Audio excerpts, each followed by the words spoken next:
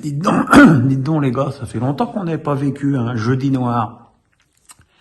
Et ben voilà, c'était ce soir, 3 clubs français engagés, 3 éliminés. Alors on va faire ça chronologiquement avec Monaco qui avait quand même gagné 3-2 à l'aller à Leverkusen et qui a fait un non-match pendant, je dirais jusqu'à la réduction du score d'Embolo qui a donné droit à la prolongation,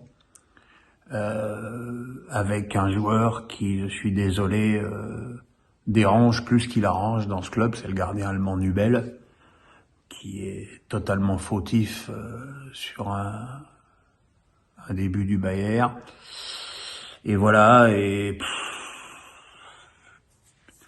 c'est quand même curieux d'être aussi implacable en Ligue 1 et d'être aussi friable défensivement. Alors, je veux bien qu'il n'y ait pas beaucoup d'équipes en Ligue 1 qui jouent aussi bien au ballon que cette équipe du Bayern, coachée par Xabi Alonso, et qui a des joueurs magiques, à commencer par Chic, le freak, c'est Chic, dans son équipe, mais c'est quand même une prestation et une élimination extrêmement décevante des Monégasques, même si elle a eu lieu au tir au but, avec un tir au but raté par Matazo.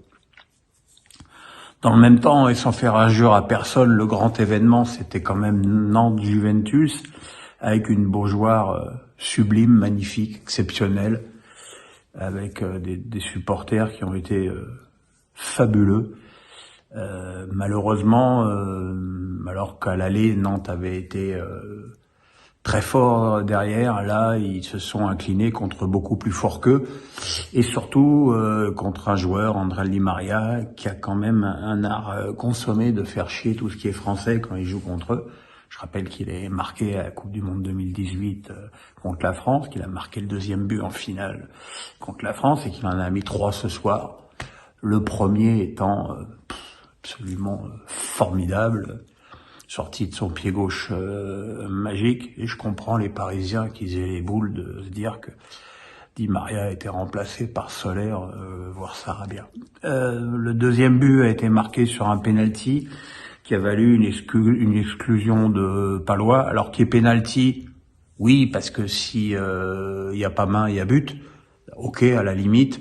Mais le rouge, c'est juste n'importe quoi. Mais on est habitué. D'ailleurs, les supporters de Nantes avaient fait une banderole dans ce sens-là avant le coup d'envoi. On est habitué que la Juve est toujours faveur européenne de l'arbitrage. Di Maria qui a marqué un 3e but de la tête, et Nantes qui a pas existé et qui doit un très bon Alban Lafont de pas avoir pris une fessée plus mémorable. Mais bon, déjà avoir fait nul là-bas, c'est déjà un beau résultat et un beau parcours européen pour une équipe de Nantes qui, je le rappelle, joue le maintien en Ligue 1 et qui a quand même fait un joli parcours européen. Et puis ce soir, il y avait là, sans faire un jour au Rennes, c'était le match le plus facile. Je rappelle quand même que le Shakhtar n'a pas joué en compétition officielle depuis le match aller, depuis des mois. Le match aller n'a évidemment pas eu lieu en Ukraine, mais à Varsovie. Et Rennes jouait au Horizon Park. Rennes qui a bien débuté le match avec beaucoup d'occasions et déjà un très bon Troublin.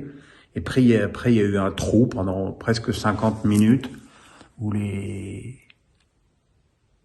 Rennais étaient sans punch, sans imagination. Et puis il a suffi un contre initié par Doku, une bonne passe de Gouiri pour Toko Ekambi qui ouvre le score.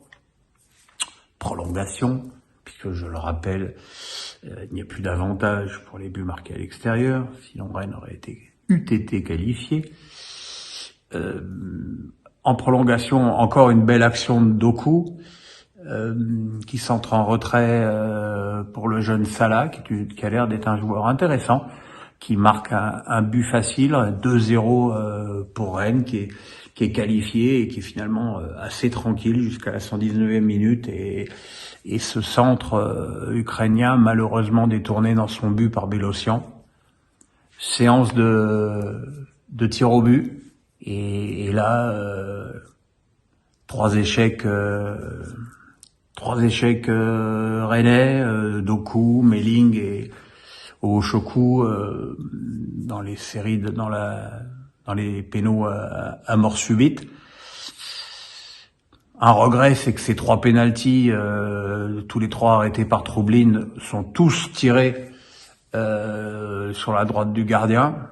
Donc j'ai peut-être reproché au Rennais un manque de variété à ce niveau-là.